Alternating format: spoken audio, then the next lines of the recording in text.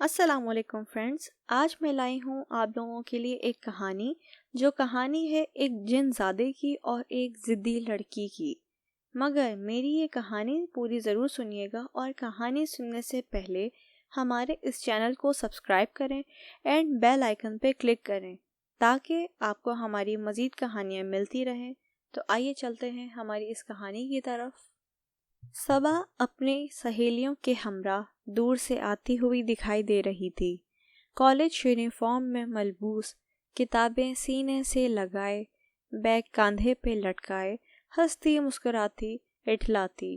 وہ روزانہ چھٹی کے وقت اس راستے سے گزرتی تھی اور میں روز اس جگہ اس کا انتظار کرتا رہتا تھا۔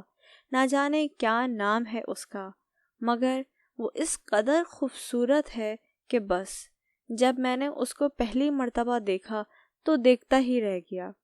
ایسا نہیں ہے کہ میرے علاقے میں، میری قوم میں، میری ذات میں کوئی خوبصورت عورتوں کی کمی ہے، مگر دل جس پر بھی آئے، اور میرا دل اس پر پوری طرح آ چکا تھا۔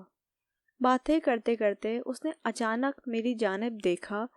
میں آڑ میں ہو گیا، حالانکہ میں جانتا تھا میں جہاں ہوں وہ مجھ کو دیکھ نہیں پائے گی، مگر میں ہرگز نہیں چاہتا تھا کہ ابھی وہ مجھے کسی بھی طرح دیکھے، میرے بارے میں کچھ بھی جانے، یا کیونکہ مجھے مناسب وقت کا انتظار تھا۔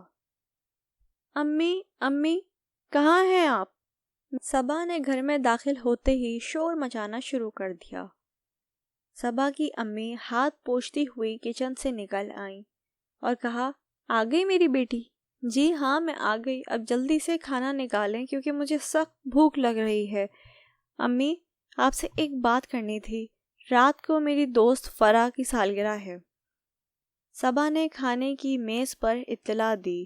صبا، میں نے تمہیں پہلے بھی بتایا ہے کہ تمہارے ابو روز روز گھر سے نکلنا تمہارا پسند نہیں کرتے۔ ابھی 2 دن پہلے تو تمہارا سارا گروپ شاپنگ کرنے نکلا ہوا تھا، اس کی امی نے کہا۔ پھر صبا نے جواب دیا، کیا امی، ہر وقت آپ اسی طریقے کی باتیں کرتی ہیں؟ حسب معمول صبا نے اپنا منہ بنا لیا۔ سب لڑکیاں ہی ہیں، ساتھ جائیں گے اور ساتھ آ جائیں گے، میں کچھ نہیں جانتی۔ صبا کی امی نے صفائی میں کہا، اپنے ابو سے درخواست کرو اور خود اجازت لے لو، اگر وہ اجازت دے دیں تو میری طرف سے بھی اجازت ہے۔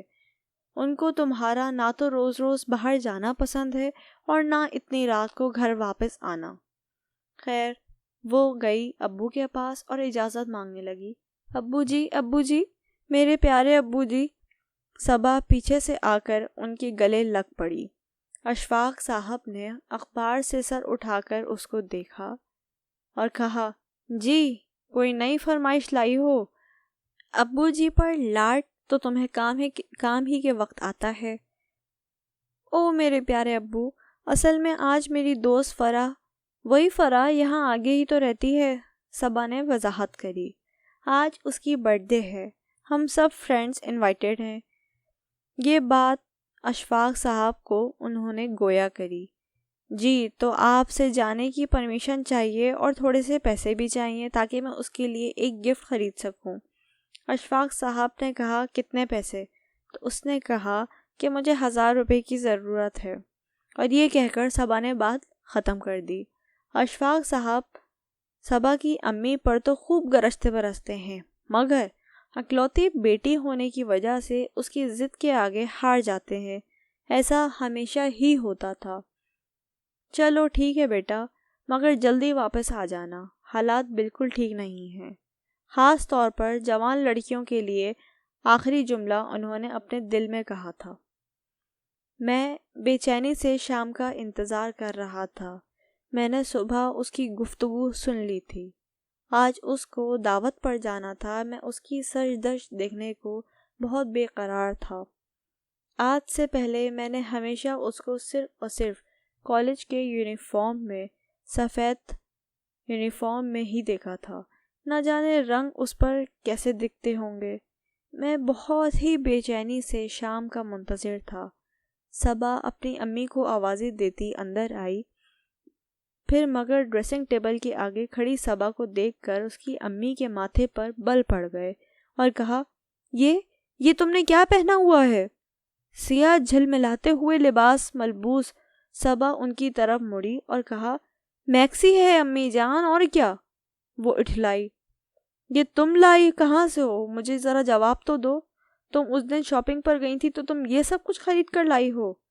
تو اس نے کہا، میکسی جو کہ انتہائی گہرے گلے والی تھی، اس کی آستینیں بھی غائب تھیں۔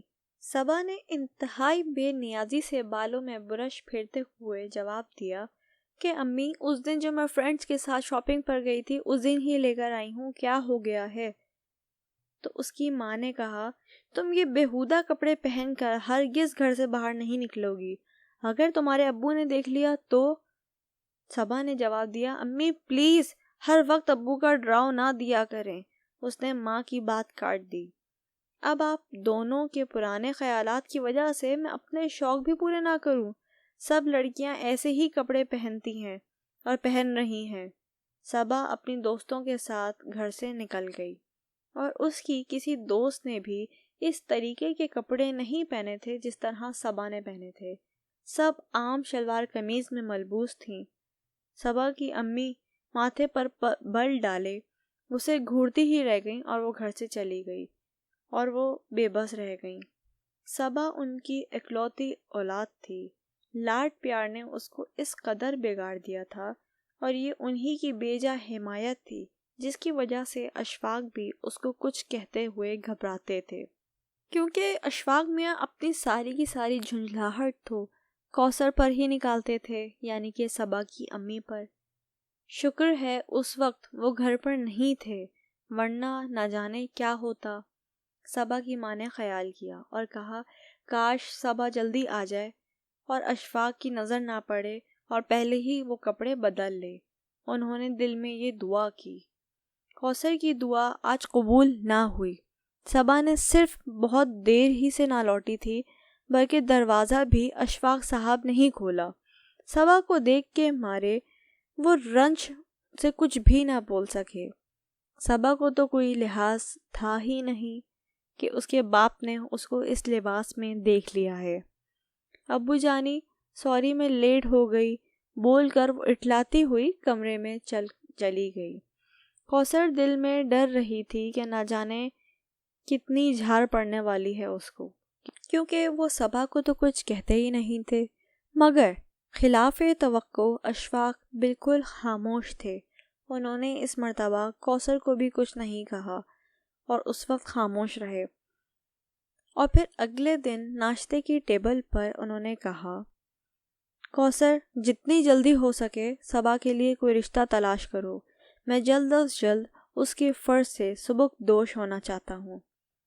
وہ تو اپنی بات کہہ کر آفس روانہ ہو گئے، مگر کوثر دیر تک سوچتی رہی کہ ایسا نہیں تھا کہ حسینوں کم عمر صبا کے لیے رشتوں کی کوئی کمی تھی، مگر وہ مڈل کلاس لوگ تھے۔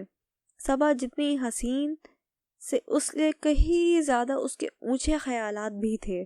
وہ اکثر اوقات اپنی ماں کو بتاتی رہتی تھی کہ وہ بہت ہی امیر اور پڑھے لکھے اور بے حد ہینڈسم لڑکے سے ہی شادی کرے گی، ورنہ وہ کسی لڑکے سے شادی نہیں کرے گی، اور اگر لڑکے میں ان میں سے کوئی بھی خوبی نہ ہوئی تو وہ ہرگز حامی نہیں بھرے گی۔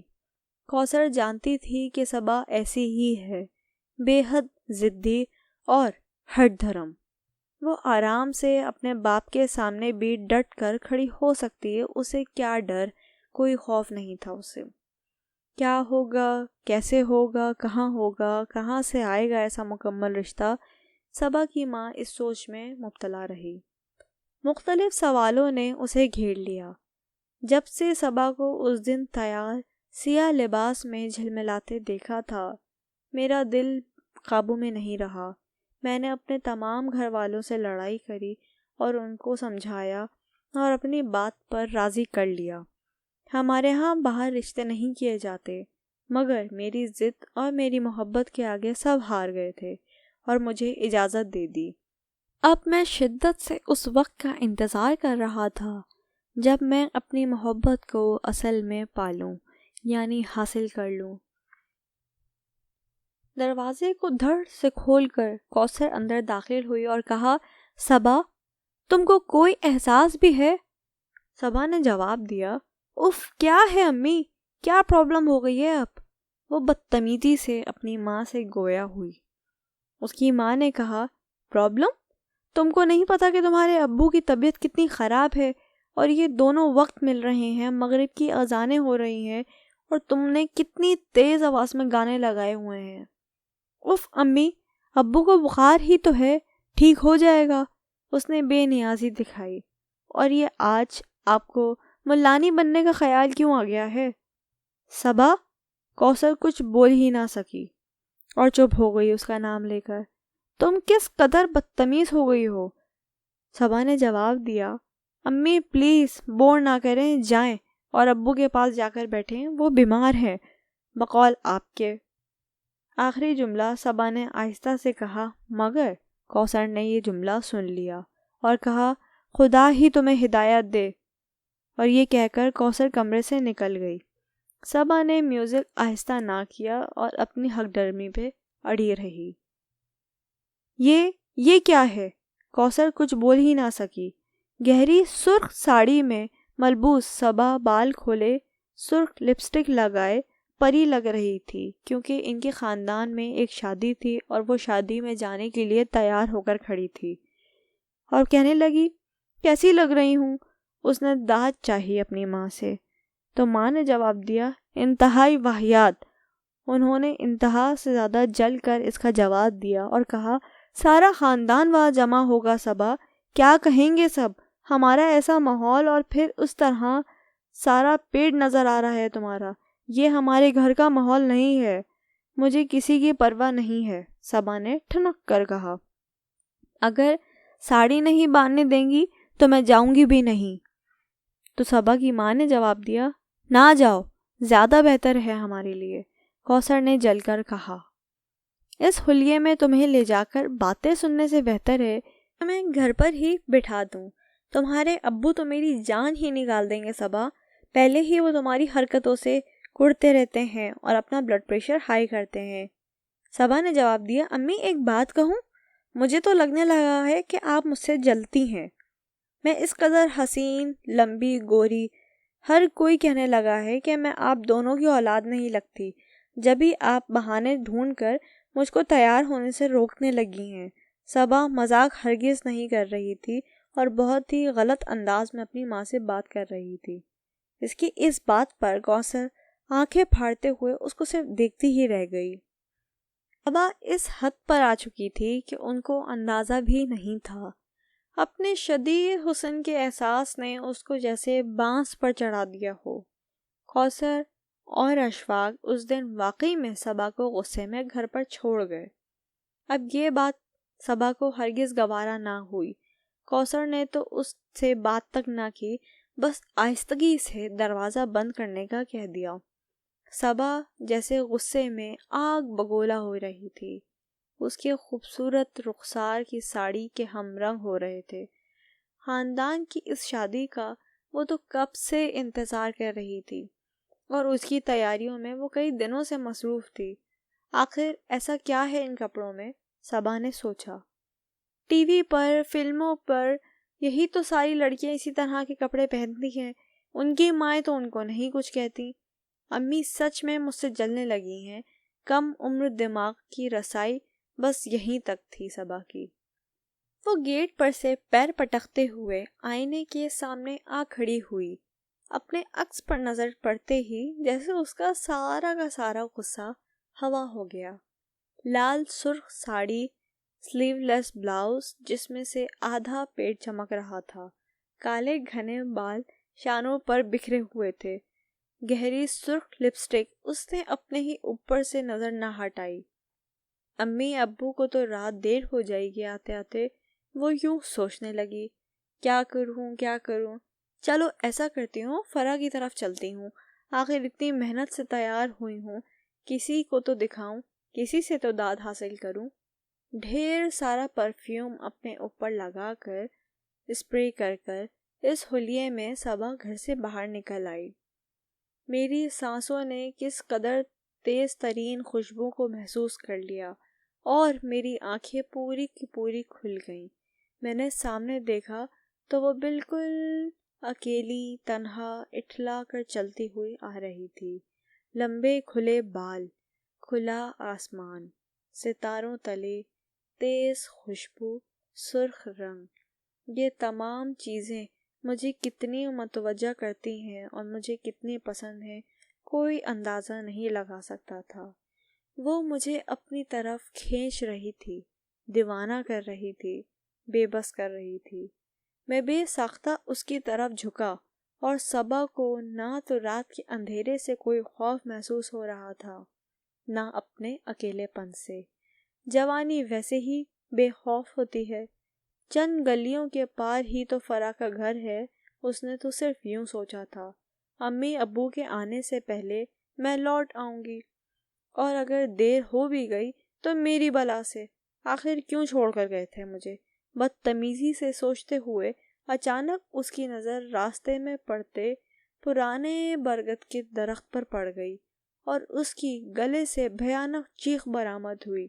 میں نے اس کو آرام سے اپنی شاخوں میں چند ہی لمحوں میں اوپر کھینچ لیا۔ اس کے ساتھ کوئی رکاوٹ حصار نہ تھا جو مجھے روک سکتا تھا۔ پر اصرار میں اس کو اپنے ساتھ اپنی شاخوں میں لپیٹتے ہوئے اپنے درخت پر لے آیا، اس قدیم پر اصرار برگد کے درخت پر جہاں میرا گھر ہے۔ ہاں، اس کی ہر شاخ پر کوئی نہ کوئی آباد ہے، میرا خاندان، میرے ماں باپ، میری بہن بھائی اور میری قوم۔ اب آپ سمجھ سکتے ہیں کہ میں کون ہوں۔ جب صبا کے ماں باپ گھر پر واپس لوٹے تو بہت حیران ہوئے اور بہت پریشان بھی کہ صبا کہاں چلی گئی ہے، اتنی رات ہو رہی ہے۔ انہوں نے صبا کو ہر جگہ ڈھونڈا، پولیس میں رپورٹ کروائی، ہسپتالوں میں پتہ کیا، لیکن صبا کا کہیں کوئی سراغ نہ ملا۔ صبا کے لیے وہ اتنے پریشان تھے کہ انہوں نے کئی ماہ اس کو ڈھونڈنے میں گزار دیے۔ پھر اچانک ایک رشتہ دار ان کے گھر آیا اور کہا کہ صبا نہیں مل رہی تو تم لوگ کسی عامل سے اس کے بارے میں پتہ کراؤ۔ جب صبا کے ماں باپ ایک عالم کے پاس گئے جو کہ انتہائی پہنچا ہوا انسان تھا اور ان کو اپنے حساب سے، اپنے علم سے صبا کے بارے میں معلوم کر کے بتا سکتا تھا۔ صبا کے ماں باپ اس کے پاس گئے اور اسے دریافت کیا سارا معاملہ اور کہا کہ ہم اس رات ایک شادی میں گئے تھے، واپس آئے تو صبا ہمیں گھر پہ نہ ملی۔ آپ ہمیں اپنے علم سے، اپنے حساب کتاب سے معلوم کر کے بتائیں کہ صبا اس وقت کہاں ہے، وہ زندہ بھی ہے یا نہیں۔ تو اس عامل نے حساب لگایا اور کہا کہ اب آپ اپنی بیٹی کو بھول جائیں تو بہتر ہوگا، اور یہ کہتے ہی ان کے چہرے پر انتہائی خوف کے اثرات نظر آ رہے تھے۔ ان کے صبا کے ماں باپ نے عامل سے دریافت کیا کہ آپ کے چہرے پر اتنا خوف کیوں ہے، اس کی کیا وجہ ہے؟ تو انہوں نے کہا کہ صبا اب ایک ایسی دنیا کا حصہ بن گئی ہے جہاں سے اس کو واپس لانا مشکل ہی نہیں بلکہ میرے لیے ناممکن ہے۔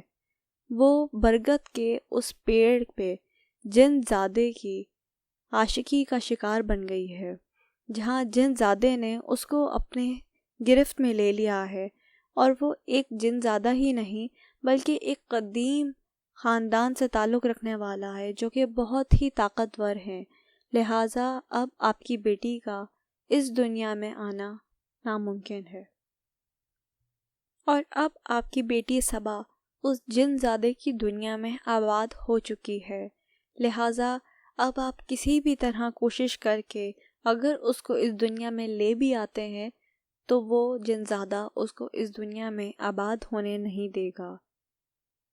تو دوستوں، اگر آپ بھی اس طریقے کی کسی بھی کہانی سے واقف ہیں تو ہم سے کمنٹس میں ضرور شیئر کریے گا، اور ساتھ ہی ساتھ میرے اس چینل کو سبسکرائب بھی کریں، بیل آئیکن پہ کلک کریں، اور میرے آنے والی اگلی کہانیوں سے آپ آگاہ رہیں۔